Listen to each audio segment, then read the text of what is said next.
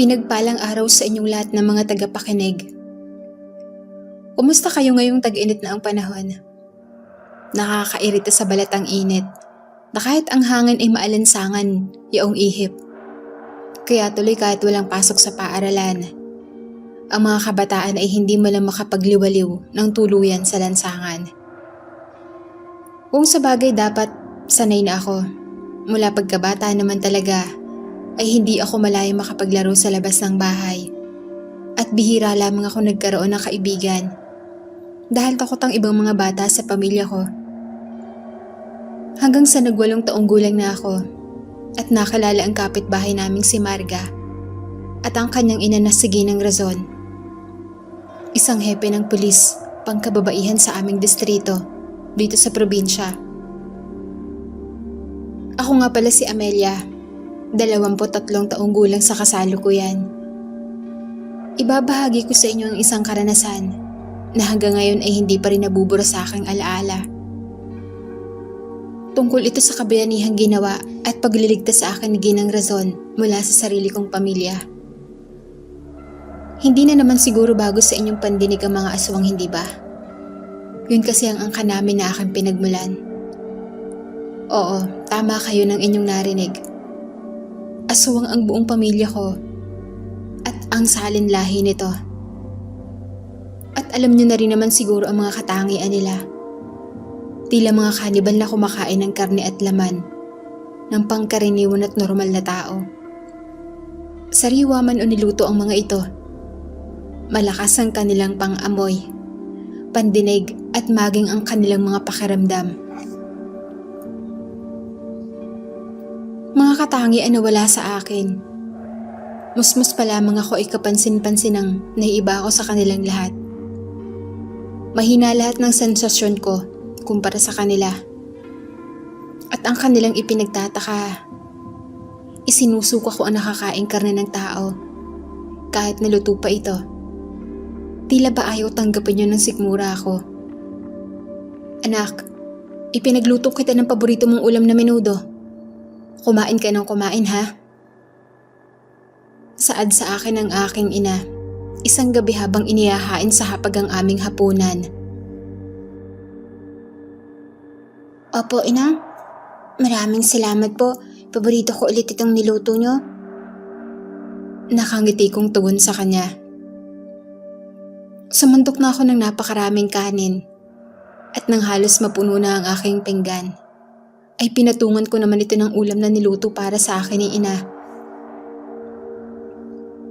Ngunit pagkasubo ko pa lamang ng ilang perasong karne mula rito, nakahalo ng kaning aking isinubo, ay hindi na ako magkamayaw sa pagduwal. Hindi ko alam, ngunit para bang may otomatikong pagsusuri ang panlasa ko, kung laman ba ng tao o hayop ang aking ipinasok sa bituka ko. Nagmamadali akong tumayo at nagpunta sa palikuran at doon ako tuluyang sumuka. Anak, ano bang nangyayari sa'yo? Tanong ng aking ina, baka sa kanyang tinig ang pag-aalala na may halong konting inis dahil sa aking nagiging reaksyon sa tuwing makakakain ako ng karne ng tao. Wala naman po, ina. Huwag niyo akong alalahanin. Tugon ko, saka nagpeke ng ngiti sa kanya. Pansin ko naman ang pagkunot ng noo ng aking ina, ngunit patuloy pa rin ako nagsasabi na ayos lamang ako at nabilaukan lang. Sigurado ka ba, anak? Pag-uusisa niya pa. Oo nga po, ayos lamang ako. O sige, sabihin mo lang sa akin kung napaano ka na riyan, ha? Opo, Nay. Umalis naman kaagad si ina at nagtungo na sa sala ng aming bahay. Sa totoo lang, tanggap ko naman kung sino at ano itong pamilyang kinabibilangan ko. Gusto ko rin namang umayon sa kung anong normal ng batay sa kilos at pamumuhay nila. Ngunit itong katawan ko ang kusang umaayaw at tumatanggi. Kaya sa kanilang paningin, isa akong ordinaryong tao lamang at wala na silang magawa pa ukol dito. Isinasagawa na nila sa akin ang ritual ng Yanggaw. Isang malapot na likido, nakawangis ng laway na ipinapahid sa likod ng tenga, o kaya naman ay sa batok upang maipamana ang pagiging aswang. Mismong lola ko sa tuhod ang nagsagawa noon, si Apong Iska. Paulit-ulit niyang ipinapahid ang Yanggaw sa likuran ng aking tenga habang nagsasalaysay ng orasyon sa wikang hindi ko naman maintindihan. Mabisa raw yun upang tumalab na sa akin ang Yanggaw at upang maging ganap na akong aswang. Lumipas ang maghapon, ang magdamag, ang ilang mga araw at linggo, ngunit hindi pa rin talaga yun umepekto sa akin. Mula noon, nagsimula nang mag-iba ang trato sa akin ng sarili kong pamilya, lalo na ng aking mga magulang. Para bang hindi na nila ako itinuturing na kadugo. Doon na rin nagsimula ang kalbaryo ng aking buhay. Maliit na pagkakamali ko lamang ay labis na ako kung kagalitan nilang lahat. Minsan nga ay napatid ako kaya nadapa. Aksidente ko namang natukuran at naitulak ang isang florera, dahilan upang mabasag yon. Nang makita yun ni ina, sa halip na mag-alala, ay sinisipa ako neto. Saka pinagalitan at pinalo ng husto. Hindi naman ganito ang trato nila sa akin dati. Sobrang maalalahanin sila. Ngunit ngayon ay nagbago na ang lahat.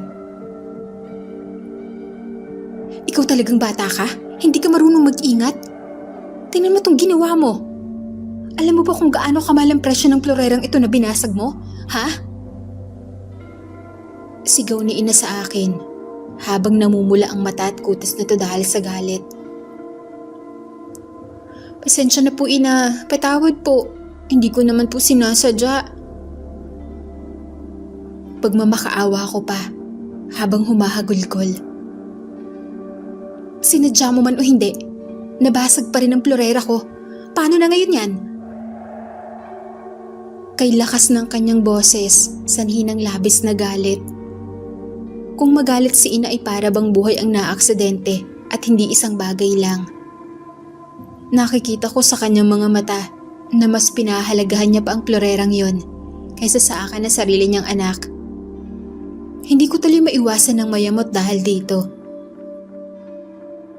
Masakit ang aking magkabilang tuhod dahil sa pagkatisod at pagkadapa ko. Ngunit kaya ko naman yaong tiisin. Ang hindi ko natiis at kinaya ay ang pagpalo sa akin ni ina. Dahil lamang sa isang aksidente na hindi ko naman sinasadya. Ito ang nararapat sa iyong bata ka? Sigaw niya, saka ako buong lakas na pinalo sa iba't ibang parte ng aking katawan. Walang humpay naman ako sa pag-iyak at pag-iwas. Ngunit bigo pa rin akong iwasan ang lahat ng pagpalo ni ina sa akin. Ina, tama na po. Nasasaktan na po ako. Abay dapat lang sa'yo ang masaktan at nang magtanda ka naman. Wala siyang tigil sa pagpalo sa akin ng isang makapal na yantok. Sunod-sunod ang ginagawa niyang paghampas. Tila wala siyang pakialam kung saan ako tamaan nito. Sa braso, sa balikat, sa tagiliran, sa likod, sa mukha, sa ulo, at kung saan-saan pa. Dahil na rin sa pilit na iniilagan at tinatakasan ko ang mga hambalos ni ina tungo sa akin. Ina, tama na po. Patawarin niyo po ako, ina. Hindi ko naman po sinasadya eh. Napatid lang po ako. Kaya ako nadapa at nabasag yung florera. Parang awan niyo na po. Masakit na ang katawan ko po, ina. Lakas loob akong nagsusumamo sa kanya. Naitigil na ang parusa. Ngunit sa halip na tumigil ay mas lalo niya pang nilakasan ng bawat hagupit na dumadapo sa musmos at payat kong pangangatawan. Mangangatwiran ka pang buwisit kang bata ka? Ha? Kung nag-iingat ka, hindi ka mapapatid at madara pa. Bobo ka kasi. Bulyaw muli sa akin ni ina, saka ako inundayin ulit ng palo. Hinang-hina na ako sa kaiilag at sa pananakit na rin ng katawan dahil sa mga natamong hambalos mula sa yantok na hawak ni ina. Kaya wala na akong nagawa pa, kundi ang mapaupo na lamang at saluhin lahat ng palong yon na lumalapat sa katawan ko. Nabuhayan ako ng pag-asa nang dumaan ang aking ama at tumigil sa hindi kalayuan. Saka tumingin sa dako kung saan kami naruroon ni ina na ngayon ay pinaparusahan ako ng husto. Tiningnan ko siya sa kanyang mga mata. Tingin na nagpaparating ng mensaheng nagmamakaawa sa kanya na awatin na ang aking ina habang tumutulo ang luha sa aking mga mata. Ngunit ginantihan lamang niya ng isang masamang titig saka lumakad na palayo. Habang minamasdan ko siyang umaalis sa kanyang kinatatayuan, ay naramdaman ko na lamang na tumama ang yantok na ipinalo ni ina sa aking kaliwang panga. Dahilan para bumagsak ako sa sahig at nanlabo ang aking paningin. Doon lamang tumigil si ina. Saka siya umalis na para bang walang nangyari. Nawala na rin ako ng malay matapos nun. Nagising ako sa isang hindi pamilyar na silid. Kaya napabalikos ako ng bangon at naupo rito sa katre na hinihigaan ko kanina. Lumingalinga ako sa paligid ng kwarto at doon ko natitiyak na hindi ito sa aming tirahan. Nasaan ako ngayon? Bakit ako nandito? Naguguluhan kong tanong sa aking sarili. Sa kalagitnaan ng aking pagbubulay-bulay ay may biglang pumasok na batang babae. Kasing edad ko lamang siya sa palagay ko. Para naman itong nagulat nang makita akong gising na at nakatitig sa kanya. Maya-maya pa, sumigaw na ito at may tinawag. Sino ka? Mahina akong tanong sa dalagitan na aking kaharap. Ngunit hindi niya ako sinagot. Sa halip ay tila nagniningning lamang ang kanyang mga mata habang nakatingin sa akin. Marahil ay natutuwa siyang makita na nagkaroon na ulit ako ng malay. Nanang, gising na po siya. Sigaw nito mula sa pinto ng silid kung nasaan ako ngayon. Pamilyar sa akin ang dalagitang ito. Parang nakita ko na siya sa eskwelahan kung saan ako pumapasok. Hindi nga lang ako sigurado kung siya ba talaga yon. Hindi naman nagtagal ay narinig kong may marahang yabag papalapit sa pinto at kalaunan ay tumambad sa akin ng isang maedad na ginang. Nasa 37 taong gulang. O mahigit na siguro. Tipikal na pangnanay ang itsura at wangis niya. Gayunpaman ay maamo ang kanyang mukha. At maganda siya. Tumingin siya sa akin na may pag-aalala habang lumalapit siya sa inuupuan kong katre. Tumabi siya sa akin at kinapa ang aking ulo na parang inaalam kung may lagnat ba ako o ano. Kumusta ang pakiramdam mo, Neng? Ano bang nangyari sa'yo? Bakit puro pasa at latay ang katawan mo? Sunod-sunod niyang tanong sa akin. Hindi ako agarang nakasagot. Para bang nakalimutan ko kung paano magsalita. At nanatili lamang akong tahimik. Hanggang sa napahagulhol na lamang akong muli. Nang maalala kung paano ako pinalo at pinurusahan ni ina. Naku, huwag ka nang umayak, Neng. Saad niya. Gamit ang kalmado at mahinahong boses. Mabilis ngunit maingat naman akong nayakap niya ang ginang para aluin ako. Hinimas-himas nito ang aking pawisang likod na nakatulong para bumilis ang pagkalma at paghinahon ko. Noong tumahan ako, ay pinunasan niya ang aking natirang luha at sipon. Matapos noon, ay kumuha siya ng isa pang bimpo para punasan ang buong katawan ko na babalutan ng pawis. Pati na rin mga pasa, latay at galos. "Anong pangalan mo, Neng?" Tanong muli ng ginang. Ilang segundo muna ang lumipas bago ako nakasagot. "Amelia po," sagot ko habang hinihingal pa ng konti dahil sa pag-iyak ng husto kanina. "Magpahinga ka na muna, Amelia. Huwag kang mag-alala. Nasa mabuti kang mga kamay. Hindi kita pababayaan dito." Saad niya sa akin nang may malambing na mga ngiti. Hinawi-hawi pa niya ang mahaba kong buhok na nakasabog sa harapan ng mukha ko. "Ako nga pala si Rebecca. Siya naman si Bianca, ang bunsong anak ko. Siya ang nakakita sa'yo roon sa ilalim ng puno na walang malay. Parang binugbog ang katawan. Tinawag niya ako at itinuro ka niya sa akin. Kaya binuhat na kita at inasikaso. Mabuti naman at ayos ka lang." Pakilala ng babae. Sabay turo doon sa dalagita na kanina pa nasa tabi ng pinto nitong silid at nakatitig lamang sa akin. Salamat po." Tanging naisagot ko na lamang.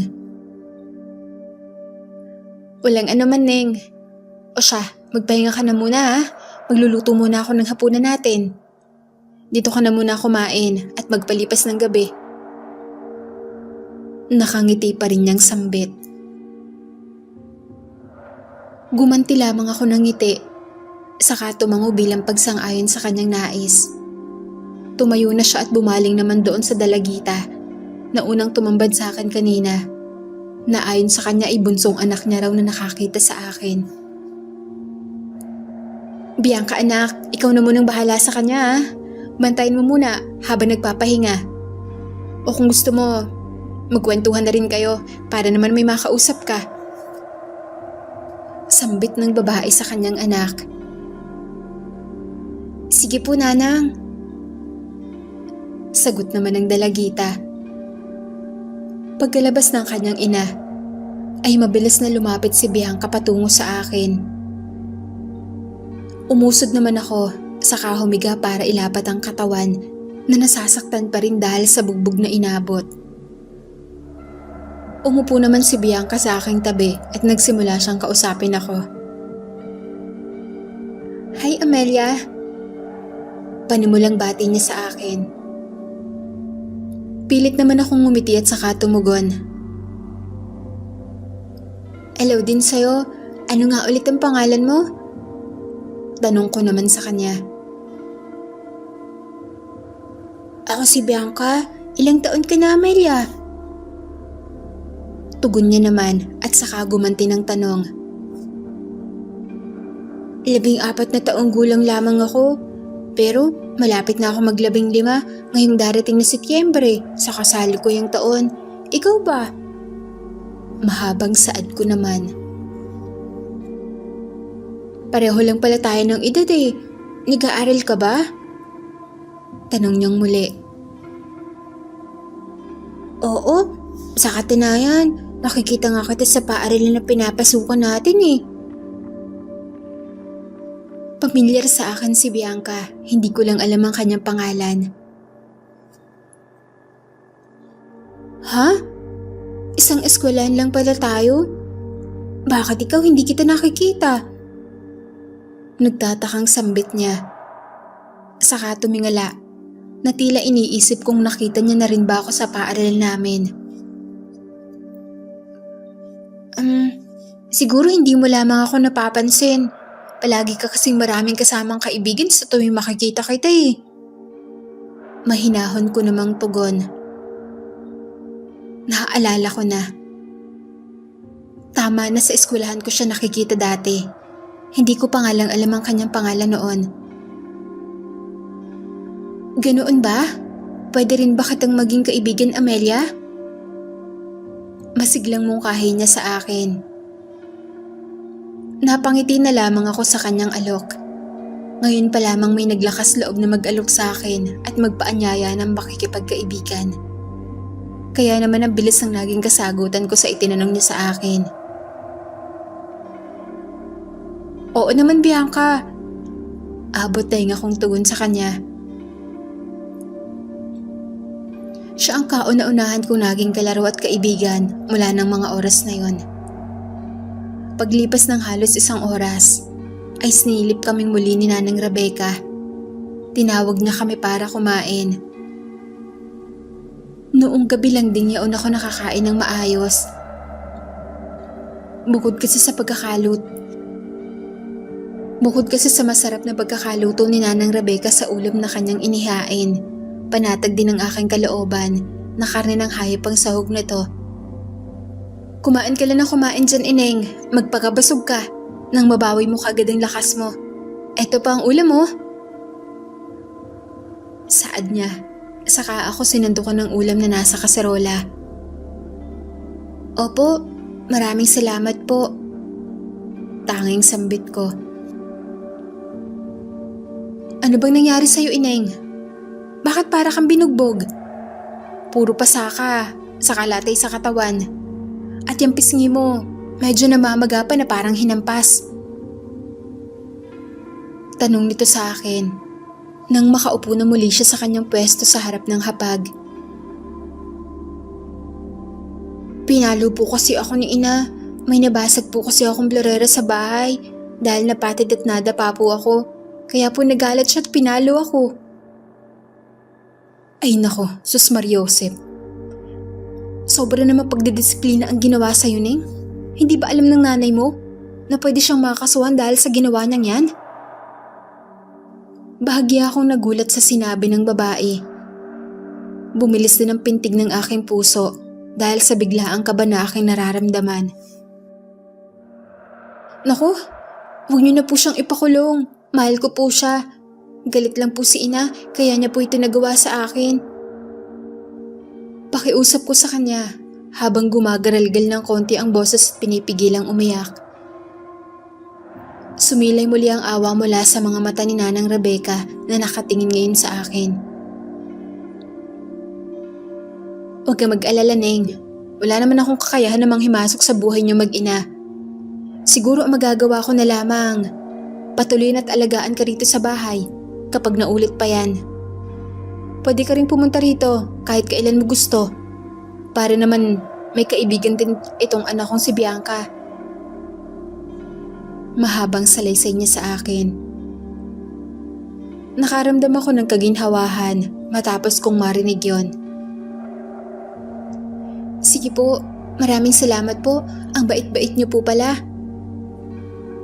Ngumiti naman ang ginang sa akin bago tumugon. Ano ka ba, Neng? Wala yun. Basta wag ka lang mahiya na lumapit sa amin kapag kailangan mo ng tulong, ha? Opo, maraming salamat po talaga sa inyo. Pagkatapos namin kumain, ay pinagtungo na kami ni Nanang Rebecca sa silid kung saan ako naroon kanina para makapagpahinga na at matulog. Kwarto pala yun ng anak niyang si Bianca. O Bianca anak, pumasok ka na sa kwarto mo. Isama mo na itong si Amelia, magtabi muna kayo sa higaan. Opo nang, halika na Amelia. Paanyaya naman sa akin ni Bianca. Sumunod lamang ako sa kanyang silid at dumiretso kami sa katre kung saan kami tabing matutulog. Naupo muna kami ron at nagkwentuhan ng kung ano-ano. Ilang saglit pa ang lumipas ay may kumatok sa pintuan. Mabilis na tumayo si Bianca upang buksan yon. Pumasok naman si Nanang Rebecca na may dalang-dalawang baso ng gatas. Oh, inumin niyo muna ito bago kayo matulog. Lumapit si Nanang Rebecca sa katre at inilapag doon ang baso.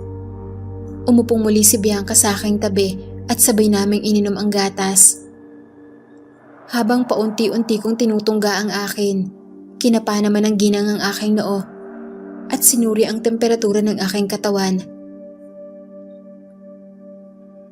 Mabuti naman at humupa na ang lagnat mo. Ubusin mo na yun para makatulog na kayo. Bukas, ihahatid kita sa bahay nyo. Malumanay na sabi ni Nanang Rebecca sa akin. Hindi ko alam, pero kinabahan ako ng konti matapos kong marinig na ihahatid niya na ako. Para bang may mangyayaring hindi maganda kapag nangyari yon. O Amelia, Ineng, bakit? May problema ba? Tanong niya nang mapansin ng biglaang pagbabago ng timpla ng aking mukha. Oh, wala naman po. O sige na, ubusin na ninyo tong gatas bago pa lumamig. Tuluyan na naming naubos ni Bianca ang gatas, kaya naman kinuha ng muli ni Nanang Rebecca ang mga baso, saka lumabas ng silid. Bumaling naman sa akin si Bianca at niyaya na akong matulog. Matulog na tayo, Amelia. Inaantok talaga ako pagkatapos uminom ng gatas eh. Pabiro niya pang saad. Ngumiti lamang ako bilang pagsang-ayon. Inaantok na rin naman na ako. Sabay kaming nahiga. Unti-unti kong ipinikit ang aking mga mata. Hanggang sa tuluyan na ako nakatulog. Paggising ko kinaumagahan ay pinag-almusal muna ako ni Nanang Rebecca. Bumili siya ng pandesal at ipinagtimpla muli kami ni Bianca ng mainit na gatas. Nang matapos kaming kumain, ay gumayak na kami at sinamahan ako na mag-ina pa uwi sa bahay namin. Malapit na kami sa tarangkahan ng aming lupain, kaya naman nagpaalam na ako sa kanila. Hanggang dito nyo na lang po ako ihatid, Nanang Rebecca. Maaari na po kayong umuwi ni Bianca. Salamat po muli sa pag-aalaga at pag-aasikaso niyo po sa akin ha. Ha? Sigurado ka ba? Gusto ko sana makausap ang nanay mo tungkol dyan sa ginawa niya sa'yo eh. Ngumiti lamang ako ng pilit bago sumagot. Huwag na po, baka lalo lang po siyang magalit at paluin niya po ako ulit. Ayos na po ako rito. O siya, sige, kung yan ang gusto mo, mauuna na kami ha. Basta punta ka na lang sa bahay kung may kailangan ka. Palaging bukas ang pintuan noon para sa'yo. Sige po. Paalam, Amelia, hanggang sa muli. Kwentuhan tayo ulit kapag nagpunta ka sa bahay ha. Sabad naman ni Bianca. Bumaling naman ako rito sa katumugon. Oo naman, Bianca. Nang maglakad na sila palayo, ay mabilis kong binuksan ng tarangkahan, saka tumakbo papasok ng bahay. Pagdating ko sa harap ng pangunahing pintuan, ay marahan at maingat kong pinitang seradura bago ito tuluyang buksan at pumasok. Ayokong makagawa ng ingay at may makarinig ng kahit ano mula sa akin dahil tsak na pagagalitan na naman ako. Datapwat laking gulat ko nang pagharap ko matapos kong pumasok ay naroon silang lahat. Nakatitig ng masama sa akin, lalo na ang aking ina. Ni hindi man lang sila kakakitaan ng kahit katitig na pag-aalala kung ano ba ang nangyari sa akin at saan ako nagpunta. Siguro nga ay ganoon talaga ang mga purong aswang. Matitigas ang puso. Nagtuloy-tuloy lamang ako sa paglakad papasok ng bahay at binagtas ang daan patungo sa aking kwarto. Ikinulong ko na lamang ang aking sarili sa loob ng kwarto mula umaga. Nagsulat ako at nagbasa ng mga kwento at lahat ng mga paglilibangan ay ginawa ko para lamang hindi maburyong. Hanggang sa sumapit ang tanghali, kumakalam na ang aking sikmura dahil sa gutom. Ngunit ayaw ko pa rin lumabas mula sa aking silid. Bukod pa roon, tsak na hindi ko rin naman makakain ng mga nakahain sa hapag ng sarili kong pamilya. Maaaring kalahi nila ako, ngunit hindi naman nila ako katulad. Maaaring tanggap ko ang aking pagkatao at pinagmulan, ngunit hindi kayang atimin ng aking sikmura ang kumain ng tao. Naalala ko na naman ang bilin sa akin ni Nanang Rebecca. Basta pumunta lamang daw ako sa bahay nila kung kailangan ko sila. At bukas palagi ang kanilang pintuan para sa akin. Bigla tuloy pumasok sa aking isipan. Paano kung aminin ko sa kanya ang tunay kong pagkakakilanlan? Paano kung sabihin ko sa kanyang aswang ang aking pamilya, ngunit hindi ako katulad nila? Maintindihan niya kaya tatanggapin pa rin ang aking presensya sa loob ng tahanan nila? Bukod pa roon, maniniwala kaya siya?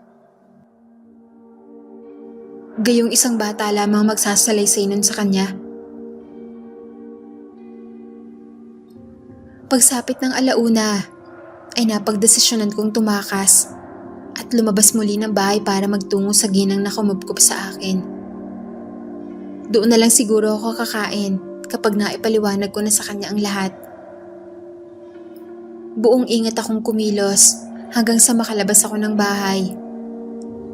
Saka ako tinakbo ang tarangkahan para tuluyan na makaalis papunta kay Nanang Rebecca. Ngunit pagdating ko naman doon sa tapat ng kanilang bahay, ay hindi ko alam ang aking gagawin.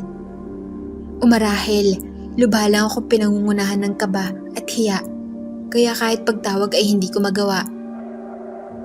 Mabuti na lamang at biglang lumabas si Bianca. Nanlaki ang mga mata nito, saka ngumiti at napatili dahil sa tuwa. Nanang, si Amelia po, nandito ulit. Dagli namang lumabas si Nanang Rebecca na aking initian bilang paunang pagbati. Oh, ikaw pala Amelia, kamusta ka? Halos ilang oras pa lang lumilipas, nagbalik ka na ulit dito ah. May problema ba? Dito na ako nag-ipon ng lakas ng loob upang masabi sa kanya ang lahat ng nais kong isalaysay tungkol sa aking sarili at pati na rin sa aking pamilya. Magandang hapon po Nanang Rebecca. Pwede po bang dito muna ako manatili sa inyo saglit? Saka may nais po sana akong sabihin sa inyo. Sumilay muli sa kanya ang isang matamis na ngiti bago sumagot. Oo naman, halika muna sa loob at mainit dyan sa labas. Kanina ka pa nakabilad dyan eh. Malugod naman ako naglakad papasok muli ng kanilang bahay. Pinakain niya muna ako ng masarap na tinolang manok at pinagpahinga habang nakikipaglaro kay Bianca gamit ang mga manika nito. Maya-maya pa ipinatulog muna ni Nanang Rebecca ang kanyang anak sa silid nito para naman makausap ko siya ng sarilinan. Narito kami ngayon sa sala ng kanilang bahay at mag-aarap kami. Tanda na handa siyang makinig at kausapin ako ng masinsinan. Ano bang gusto mong sabihin sa akin, Amelia? Mabuti pa, isalaysay mo na habang tulog pa si Bianca. Sa totoo lang ay nagdadalawang isip pa ako kung sasabihin ko na ba talaga sa kanya ang totoo. At sa puntong ito ay tila wala naman na akong ibang pagpipilian. Kaya nilakasan ko na lamang ang loob ko. Ang totoo po kasi na aswang po ang pong pamilya ko. Bahagyang kumunot ang noo ni Nanang Rebecca na para bang pinoproseso niya sa kanyang isip ang aking tinuran. Ano ulit yun, Amelia? Mukhang nabingin na yata ako at kung ano-ano ang naririnig ko. Saad ng ginang habang nakakunot ang kanyang noo. Bumuntong hininga muna ako bago inulit ang aking sinabi kanina. Ang sabi ko po, aswang po ang aking buong pamilya. Buong tapang kong wika sa kanya. Ano? Naku naman, huwag mo akong biruin ng ganyan, Neng. Hindi naman po ako nagbibiro, nagsasabi po ako ng katotohanan. Mababakas sa mga mata ni Nanang Rebecca ang matinding gulat nang mapagtanto niyang hindi ako nagbibiro at tunay ang mga salitang aking binitiwan. Kaya lang, hindi ko maiwasang magtaka. Nang mapansin kong para bang may kakaiba sa gulat niyang yon, para bang pilit lang ang pagkagulat ni Nanang Rebecca at hindi talaga totoong gulat. Gayunpaman, hindi ko na lang ito binigyan pa ng pansin dahil baka nagkakamali lamang naman ako. Totoo ba yan? Opo. Paano naman nangyari yun? Ganito na po talaga kami. Pero huwag po kayo mag-alala kasi hindi po nila ako katulad. Iba po ako. Ipinagpatuloy ko pa ang pagsasalita. Ipinaliwanag ko sa kanya ang lahat. Lalo na ang aking kaibahan mula sa pamilya ko. Na kahit anong gawin nilang ritual o orasyon ay hindi tumatalab sa akin. At hindi ako nagiging tulad nila na ganap na aswang. Kaya ganoon na lamang din ang kaibahan ng turing nila sa akin. Lagi na silang galit at labis kong mamarusa. Sa puntong ito, pansin ko ang biglang pagbabago sa reaksyon ni Nanang Rebecca. Kung kanina, ay nakikita ko pa ang konting gulat sa kanyang mga mata. Ngayon naman ay nag-iba na. Hindi ko alam kung bakit. Sa paano mang paraan na hindi na nagtaka pa si Nanang Rebecca sa aking sinabi. Tatapot isang bagay ang aking napatunayan. Matapos kong ihag ang lahat ng yun sa kanya. Hindi ako nagkamali ng desisyon na aminin sa kanya ang lahat. Hindi ko siya kinakitaan ng konting pagdududa o panghuhusga sa kanyang presensya. Bagkus, pangunawa at malasakit ang umiral sa kanya sa kabila ng lahat ng yon. Kung ganoon naman pala ang kalagayan mo sa puder ninyo at hindi ka makakain dahil ibang putahe ang inahain nila. Kahit dito ka nalang lagi sa bahay makasalo sa amin ng anak ko. Kaya pala napakapayat mo eh. Hindi ka pala nakakakain ng maayos. Ilang buwan ko ring naging takbuhan at kanlungan ng bahay ni Aling Rebecca upang makaligtas ng pambuhay araw-araw. Palagi akong maingat na tumatakas paalis ng bahay para lamang makikain sa kanila at makapagkwentuhan sa anak niyang si Bianca na itinuring ko na bilang matalik na kaibigan. Ngunit dahil wala namang permanente sa mundong ito, dumating din ang panahon na lumipat na ng tahanan si Nanang Rebecca at ang kanyang anak. Hindi ko malilimutan ang sandaling nagpaalam na sila sa akin.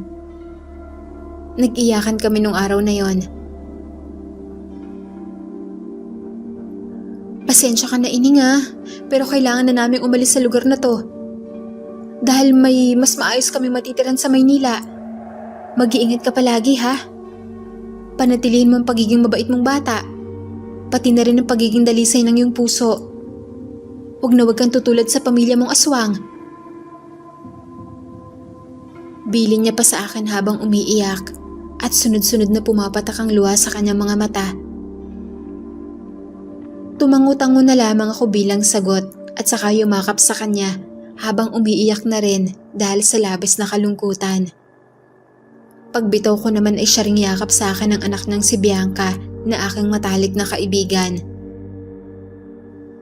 Paalam na Amelia, sana magkita pa tayo ulit.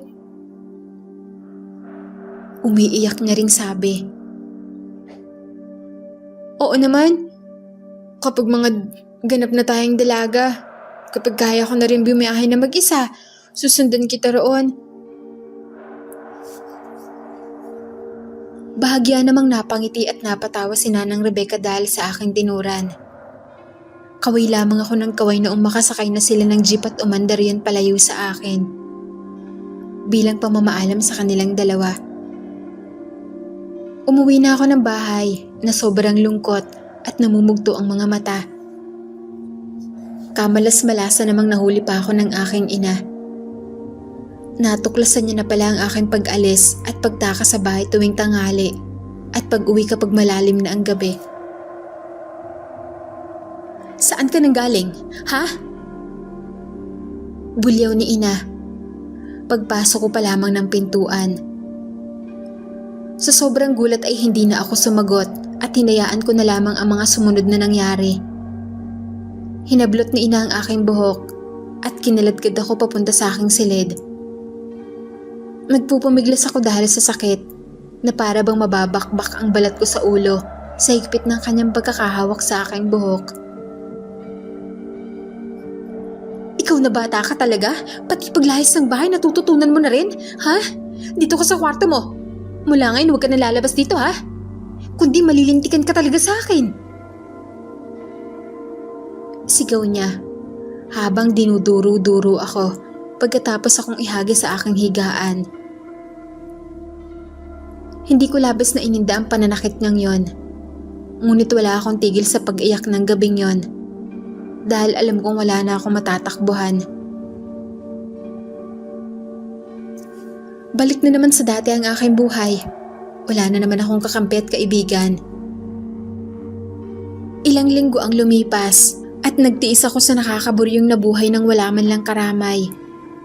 Nagtiyaga lamang ako sa pag-inom ng tubig dahil hindi ko talaga makain ang nilalantakan ng aking pamilya. Tutuparin ko ang ipinangako ko kay Nanang Rebecca. Hindi ako magiging katulad ng pamilya kong aswang. Sa kabilang banda naman, ay nawawala na rin ako ng pag-asa makakatakas pa ako sa ganitong buhay. At hindi na ako magkakaroon pa ng takbuhan, kagaya na Nanang Rebecca at Bianca. Ngunit wala pa mang isang buwan, ay natanaw kong tila may bagong lipat kaming kapitbahay. Isa rin itong ginang. Naka-uniformeng pampulis at may kasamang anak na babae na mas bata sa akin kung aking titingnan. Paglipas ng ilang araw ay nakarinig na ako ng usap-usapan sa aming bahay kung sino ang bagong salta na yon. Siya pala si Ginang Razon, isang hepe ng pulis kababaihan. Ang kanyang anak naman ay nagngangalang Margarita, mas kilala sa palayaw na Marga.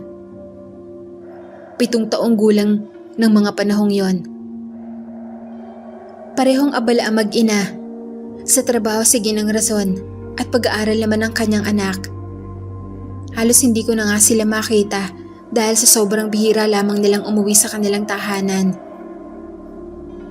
Kaya naman hindi na ako umaasang sila ang magiging bagong kanlungan ko kung sakaling danasin kong muli ang malupit na pangaalipusta sa akin ng sarili kong pamilya. Subalit isang araw ay biglang naging maamo sa akin ang takbo ng tadhana. Umaga noon at dahil sa sobrang pagkainip ay sinuway kong muli ang mahigpit na bilin ng aking ina na wag akong lalabas ng aking silid. Lalo na ng bahay hanggat hindi niya ako pinahihintulutan. Lumabas ako at nagtungo sa bakurang nasasakupan ng aming tirahan. Namitas ako ng ilang bulaklak mula sa mga nakatanim malapit sa aming tarangkahan. Hindi pa man ako nakakatagal sa aking pagliliwalib ay umalingaw-ngaw na ang sigaw ng aking nanay. Amelia! Hindi ba't sinabi ko na sa'yo huwag kang lumabas ng bahay? Anong ginagawa mo riyang bata ka? Nilungon ko siya at nakita kong nasa labas na siya ng pangunahing pintuan ng bahay. Namumula dahil sa galit. Dahil sinuway ko na siya. Ina, namitas lang naman po ako ng mga bulaklak ko. Napaatras ako at napasandal sa nakasarado naming tarangkahan na magsimula siyang humakbang palapit sa akin. Nang tuluyan siya makalapit, ay marahas niya akong hinablot sa aking braso at pilit na hinihila para ipasok muli sa bahay. Tsak na mabibigyan na naman ng kahindik-hindik na parusa. Hindi ka na nga maging ganap na aswang? Napakatigas pa ng ulo mong bata ka? Galit niyang ani habang pilit akong kinakaladkad pabalik sa loob ng aming tirahan. Ina, wag po. Gusto ko lang naman pong magpahangan at maglibang sandali. Saad ko naman habang humihikbi dahil sa takot. Sa naiisip kong posibleng gawin sa akin ng sarili kong ina kapag nagtagumpay siyang maipasok ako. Aba, nangangatwiran ka pang bata ka ha? Makailang ulit akong pumalag. Kaya naman paulit-ulit din akong hinahablot ng aking ina sa damit, sa braso, sa tenga at sa buhok. Talagang inilalaban ko ang aking paghakbang paatras mula sa impyernong parusa na pagdadalhan niya sa akin. Puro galos na ang aking katawan dahil sa bawat takma niya sa akin ay siya ring pagbaon ng matatalim niyang kuko sa aking balat. Nasa ganoon kaming sitwasyon nang marinig ko ang tinig ng Pag-asa. Ang tinig na nanggagaling kay Ginang Razon. Parang sobra naman yata ang ginagawa mo sa bata. Maotoridad niyang sabi. Binalingan ko ang pinanggalingan nun at nakita ko siya mismo sa tapat ng tarangkahan. Nakauniforme siya at nakapamulsa ang dalawa niyang mga kamay habang matalim na nakatitig sa aking ina na natigilan sa paghila sa akin. Gayunpaman ay matapang at gigil pa rin na tumugon ng aking ina. Huwag ka makialam dito. Bagong salta ka pa lang. Hindi mo pa ako kilala. Hindi mo pa ako kilala. Datapwat para namang umurong ang dila ng tapang ni ina nang sagutin ni Ginang Razon ang kanyang sinabi. Anong ibig mong sabihin sa parteng hindi kita kilala? Naaswang ka? Naaswang ang buo niyong pamilya? Natigilan si ina at nanlaki ang bilugan niyang mga mata. Maging ako inagulat din sa aking narinig. Hindi pa man nakakatugon si ina, ay nagwika ng muli si Ginang Razon. May dala akong mandamiento rito na nagbibigay sa akin ng otoridad at karapatan na kuhanin mula sa inyo ang batang yan. Hindi siya ligtas sa pangangalaga at sa poder niyo. Narinig mo ako. Hindi ko ugaling ulit-ulitin ang aking sinabi sa tao na nakakarinig naman sa akin. Mali. Sa aswang pala na nakakarinig naman sa akin. Pagkatapos niyang sabihin yon, ay lumapit ang batang si Marga at iniabot sa kanyang inang ilang peraso ng mga papel. Yun yata ang mandamiento na kanyang tinutukoy. Balasubas at halos ihagis naman akong binitawan ng aking ina. Ngunit hindi ko na yun ininda at patakbo kong binuksan ng tanangkahan at lumabas. Nagsumiksik ako at nagtago sa likuran ni Ginang Razon habang pinagmamasa ng aking ina nagpupuyos sa puot. Pagsisisihan mong pakikialam at panghihimasok mo rito. Matalim na sabi ng aking ina kay Ginang Razon. Hindi na tumugon pa si Ginang Razon at tumalikod na lang na nakangisi. Hinawakan niya ang aking kamay na hinang-hina dahil sa braso kong namamaga mula sa marahas na paghablot at pagkapit dito ng aking nanay. Subalit marahan akong inalalayan ng ginang at kinapitan din ako ng kanyang anak na si Marga hanggang sa pumasok kami sa kanilang bahay. Huwag ka mag-alala, Amelia. Ituring mo na rin itong bilang tahanan mo. Kukup-kupin kita, kagaya ng ginawa sa'yo ng kapatid kong si Ate Rebecca. Nakangiti niyang salaysay sa akin. Nagulat ako sa kanyang tinuran. Hindi ko inaasahang kapatid pala siya ng taong dating nagpakita ng mabuting kalooban sa akin. Labis tuloy na nagagalak ang aking puso. Dahil pakiramdam ko, may bago na naman akong kakampi.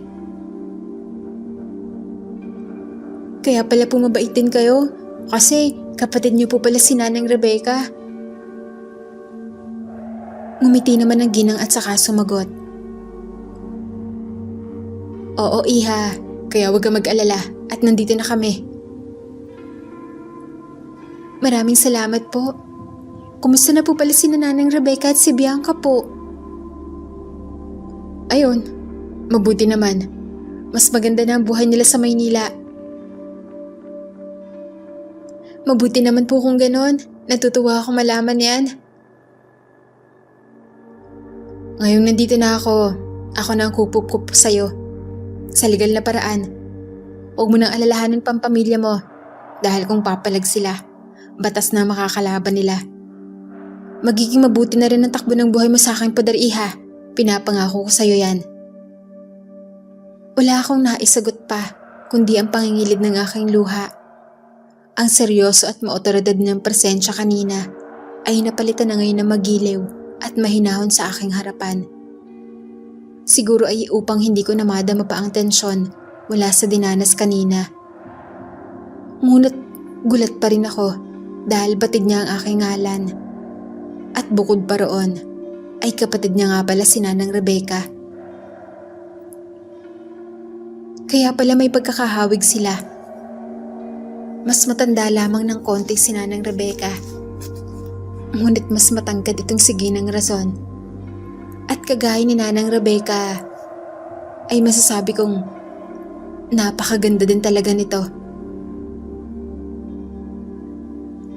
Naikwento na sa akin na Ate Rebecca, pati na rin ang tungkol sa pamilya mo. Kaya huwag ka na magtaka kung alam ko na aswang sila. Magang ang sitwasyon mo kung bakit ganyan ka nalang pagmalupitan, lalo na ng sarili mong ina. Isinalaysay din ni Ginang Rason sa akin kung bakit at paano siya napadpad dito sa aming lugar. Ayon sa kanya, nakiusap si Nanang Rebecca na kung maaari ay gawan niya ng paraan upang madestino rito sa aming distrito. Nasa katungkulan si Ginang Rason at hindi katulad ni Nanang Rebecca na isang ordinaryong mamamayan lamang na walang sapat na kapangyarihan upang ako ay mapangalagaan ng husto at higit pa siyang may kakayahan at makakagawa ng paraan upang mailayo ako at maprotektahan mula sa aking pamilya. At isa pang bagay na kanyang pakay kung bakit tinupad niyang pakiusap ni Nanang Rebecca ay upang matigil ang pagkawala ng mga taong ginagawa palang putahe ng aking pamilya. Talamak na rin pala ang usap-usapan na aswang ang lahing aking pinagmulan at sila ang pangunahing itinuturong dahilan kung bakit nawawala ang ibang mga mamamayan dito sa aming distrito. Karaniwan daw ng mga misteryosong nawawala at hindi na natatagpuan pang muli ay mga babae at bata. At kadalasan daw ang mga ito ay huling namamataan ng 10 oras ng gabi. Pawang mga dahilan kung bakit mas napagtibay at nagawa ni Ginang Rason ng paraan ang pagkakalipat ng kanyang destino. Mula noon ay naramdaman ko nang muli na ligtas ako at malayo sa kapahamakang dulot ng sarili kong pamilya, lalo na ng aking ina. Hindi na ako pinauwi pa ni Ginang Rason sa aming bahay. Tuluyan niya na akong inampon at pinatira sa kanilang tahanan, kasama ang kanyang anak na si Marga, na madali ko rin namang naging kasundo at kaibigan. Binilhan niya rin ako ng sarili kong mga damit at ilan pang mahalagang gamit upang wala na akong maidahilan pa kung bakit kailangan kong bumalik sa lugar na nagpaparanas ng impyerno sa akin. Tinanggap nila ako ng buong buo at bawat araw ay pinaparamdam nila sa akin kung paano magkaroon muli ng isang pamilya. Maayos na sana ang lahat kung hindi lamang kami binulabog ng isa kong tiyuhin na nagtangkang kuhanin ang kaibigan kong si Marga nang minsan kaming mahimbing na natutulog. Lampas hating gabi na nun at nalimutan naming isara at kawingin ang bintana ng aming silid. Nabulabog ang aking pagtulog dahil sa malakas na hiyaw ni Marga. Napilit na palang hinihila ng aswang kong tiyuhin mula sa bintana. Pilit na umaalpas si Marga upang makawala. Hindi naman ako nagdalawang isip na tulungan si Marga at kaagad akong kumuha ng isang matigas na bagay para ihampas sa bisig ng aswang na kumukuha sa kanya. Ngunit dahil wala pa akong sapat na lakas, ay tila walang epekto ang paulit-ulit kong palo sa braso nito. Maya-maya pa ay umalingaw sa loob ng aming silid ang putok ng isang baril. Kasunod noon ay nakita ko na lamang ang tiyuhin kong tumilapon at bumagsak sa kung saan. Lumingon naman ako sa bandang pintuan ng aming silid at nasilayan ko roon si Ginang Rason na nakapostura pa ng pagbaril. Nagmamadali naman itong umayos at lumapit sa amin ang kanyang anak upang kumustahin kami. "Kumusta kayo mga anak? Ayos lang ba kayo?" Alalang tanong niya sa amin habang sinisiyasat ang katawan ng anak niyang si Marga na hinablot ng aswang. "Ayos lamang po ako. Si Marga lang po ang nahablot. Hindi na po kasi namin naikawing ang bintana bago kami nakatulog. Pasensya na po." Niyakap naman kami ni Ginang Rason. "Huwag kayong mag-alala, ligtas na kayo. Gusto niyo ba ng tubig? Uminom muna kayo bago kayo bumalik sa pagtulog. Ako na magsasarado nitong bintana ng kwarto niyo. Tatawag na rin ako ng mga kasamahan kong pulis." Tumalima muna kami ni Marga at nagtungo sa kusina para uminom. Nanginginig pa rin si Marga dahil sa pangyayari, kaya naman niyakap ko siya hanggang sa tuluyan siyang kumalma. Matapos naming uminom ng tubig, ay bumalik na kami sa aming silid. Nagpalit kami ng pwesto ni Marga para naman mawala ang takot at pangamba niya. Tiniyak naman ni Ginang rason na nakasarado na mga bintana sa kwarto namin. Matulog at magpahinga na ulit kayo. Ako nang bahala rito. Huwag kayong matakot. Nandito lang ako at hindi ko kayo papabayaan. Bago ko ipikit ang aking mga mata, ay niyakap kong muli ang kawaawang si Marga. Nahalatang takot pa rin dahil sa nangyari. Ako ang nagmistula niya na katatandang kapatid at ate mula noong dito na ako nanirahan sa kanila. Nang payapa na siyang natutulog, ay ipinikit ko na rin ang aking mga mata. Kinabukasan ay nagising akong maraming tao ang nasa labas ng tahanan na Ginang rason. Mga kasamahang pulis na pala yun, nakatatapos lamang sa investigasyon at pagtatanong-tanong sa isa pang saksi. Ilang sandali lamang ang lumipas, ay mayroon pang ilang kapulisan na lumabas mula sa bahay ng aking pamilyang pinagmulan na pawang mga aswang. Inilalabas sila ang bawat nakatira doon ng nakaposas at isinasakay sa isang multicab na ginagamit kapag maraming sospek ang inaaresto. Yaong pagsugod ng aking tiyuhing aswang kagabi na nabaril ni Ginang rason ang nagsilbing matibay na ebidensya na ang aking pamilya ay siyang dahilan kung bakit nawawala ng bigla ang ilang mga bata at kababaihan dito sa aming lugar. Huling inilabas ng mga pulis ang aking nanay. Bago pa man siya makasakay doon sa multicab, tumitig muna siya sa akin. Ang dati niyang palaging nakakunot na mga noo at mga matang namumula sa galit ay tila naging mga maamo ngayon. Yaong paraan ng pagtitig niya sa akin ay para nagpapahiwatig ng pakiusap na kausapin ko si Ginang rason at magmakaawang huwag silang ipakulong. Subalit hindi ko yun gagawin.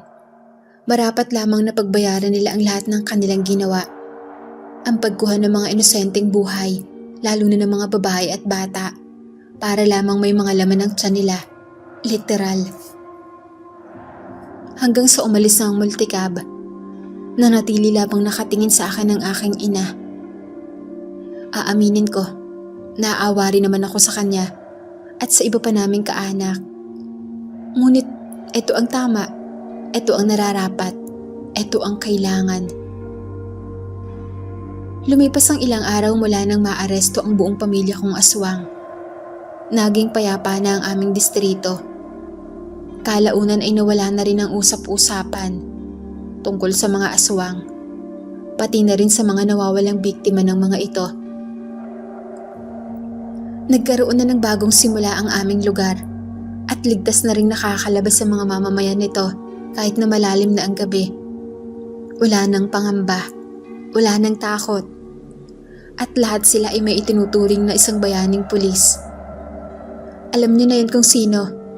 Walang iba kundi si Ginang rason na siya ring sumagip sa akin mula sa pagpapahirap ng aking pamilya, lalo na ng aking ina. Kaya para sa akin, hindi lamang siya bayaning pulis sa distritong ito. Isa siyang tunay na bayani na may malasakit para sa mga taong nangangailangan. Para sa tulad kong nangangailangan. Hindi lamang ng tulong, kundi ng alaga at pagmamahal ng isang ina. Simula noon ay siya na rin ang tumayo kong legal na magulang. Pinagpatuloy ko ang pag-aaral ko sa tulong niya, kasabay ng kanyang anak. Inaalagaan niya ako, at kailanman ay hindi niya ipinaramdam sa akin na naiiba ako mula kay Marga. Ginawa niya rin ang lahat para mabura na sa aking isipan ng masalimuot kong alaala. Ngunit ganoon naman talaga siguro yung mga tao. Hirap tayong lumimot ng mga masasakit nating memorya. Nang makapagtapos ako ng sekundarya sa probinsya, ay napagpasya naman ni Ginang rason na dalhin kami dito sa Maynila at dito na ipagpatuloy ang pag-aaral namin ng kolehiyo. At alam niyo kung ano nakakapagpasaya sa akin nang mapunta kami sa syudad na to? Muli kami nagkita-kita ni Nanang Rebecca at ng dati kong kaibigan na si Bianca. O Amelia, Ineng, kamusta na? Ang laki-laki mo na ha. Naku, dalaga na pala itong anak-anakan ko. Pagbati sa akin ni Nanang Rebecca na magkita kaming muli. Naku ate, huwag mo akong agawan ha. Aking anak-anakan niyang si Amelia. Pabiro namang saad ni Ginang rason sa kanyang kapatid. Nagtawanan kaming tatlo matapos niyang sabihin yon. Bumaling naman ako kay Nanang Rebecca at tumugon. Ayos lamang po ako, Nanang Rebecca. Kayo po ni Bianca, kamusta na? Namiss ko po kayong dalawa. Ang tagal na po nating hindi nagkikita at walang komunikasyon sa isa't isa. Mabuti naman din ang kalagayan namin, Ineng. Si Bianca, nariyan lamang yan sa paligid-ligid at naghahanap ng mabibiling kakanin na may meriendahin namin. Nagkwentuhan pa kami habang naglalakad na magkakasama. Maya-maya pairamdam ko na may humahabol sa amin at naririnig kong tinatawag ang atensyon at ngalan ni Nanang Rebecca. Sabay-sabay namin siyang nilingon at doon ko naman namataan si Bianca na tumatakbo papalapit sa amin. Nanlaki ang mga mata nito nang makita ako at patakbong lumapit sa yumakap sa akin. Amelia, kamusta ka na? Ano, tanda mo pa ba kung sino ako? Tanong niya sa akin nang matapos siyang kumalas mula sa pagkakayakap. Sara, syempre naman no. Natatawa kong sagot dahil sa iniasta niya. Nagpatuloy lamang kami sa pagkukwentuhan at doon ko napag-alam ang iisa lamang kami ng pinasukang universidad. At hindi lamang yon. Pareho din kami ng kursong kinukuha. Sa madaling salita, magkaklase kami ngayong taon na ito. Kumuha kami ng kurso upang maging mga pulis din, kagaya ni Ginang rason sa hinaharap. Nagsimula ang tao ng klase at muling naging abala ang bawat isa sa kanya-kanya naming mga gawain. Magkakasama na rin kaming lahat sa isang tahanan. Nakabili na ng sariling bahay at lupa si Ginang rason, kaya naman doon na kami nanatili kasama sila Nanang Rebecca at Bianca. Sabay-sabay din kami pumapasok ni Marga at Bianca at palagi magkasama sa loob ng campus ng malaking universidad. Tinagurian tuloy kaming Tres Marias ng aming mga guro at kapwa mga mag-aaral. Halos hindi na nga kami magkakahiwalay. Talagang kung saan magpunta ang isa sa amin ay tsak na naroroon din ang dalawa. Kalaunan ay nagkaroon pa kami ng ilang kaibigang mga babae. Kung sa usapin naman ng manliligaw, mayroon din namang ilang mga naglalakas loob na sumubok. Ngunit hindi ko muna pinahihintulutan. Hindi naman ako ganoon kagandahan. Pero kahit pa paano, ay may itsura din naman ako. Kaya may mga nagkakagusto pa din sa akin. Pero sa ngayon, pag-aaral ang kailangan kong tutukan. Dahil yun naman ang rason kung bakit talaga ako pumapasok sa universidad na ito. Nasa cafeteria naman ako ng campus habang sinusulat ko ito. Kagaya ng inaasahan, kasama ko pa rin ang dalawa kong kaibigan. Si Marga na nagsisilbi ko na rin na kababatang kapatid at si Bianca na pinsan naman namin. Ate Amelia, ano yung ginagawa mo? Kanina ka pa tutok na tutok riyan ah. Tanong sa akin ni Marga. Oo nga, ubusin mo muna yung pagkain at hot choco mo. Imbes na mainit mong iinumin. Mamaya nagyayelo na yan. Pagsang-ayon naman ni Bianca. Natawa na lamang ako sa kanyang sinabi. May sinusulat lang akong istorya natin. Sinusulat ko lang itong storya natin at ipapadala ko rin sa YouTube channel. na pulang araw. Tugon ko sa kanila. Ay, alam mo rin palang channel na yun ate. Lagi ako nakakinig ng mga kwento nila Rooney. Lalo na tungkol sa mga aswang. Naalala ko rin tuloy yung mga karanasan natin. Saad naman ni Marga. Naku, ako rin no. Pampalaypas oras ko nga ang mga kwento nila dun eh. Aabangan ko maitampokin sa laysay mo tungkol sa pamilya mo at karanasan sa pagiging aswang. Siguradong marami rin tatangkilik ng istorya mo. Sabad namang muli ni Bianca. Sana nga. Muli kong tugon. Lumipas sa maghapon naming klase at umuwi na kaming 3. 4:00 pa lamang ng hapon na makauwi kami. Kaya naman tumungo ako sa aking study table at nagsulat naman ng liham para sa aking ina na nasa piitan. Oo, maayos ang ugnayan namin ng sarili kong nanay.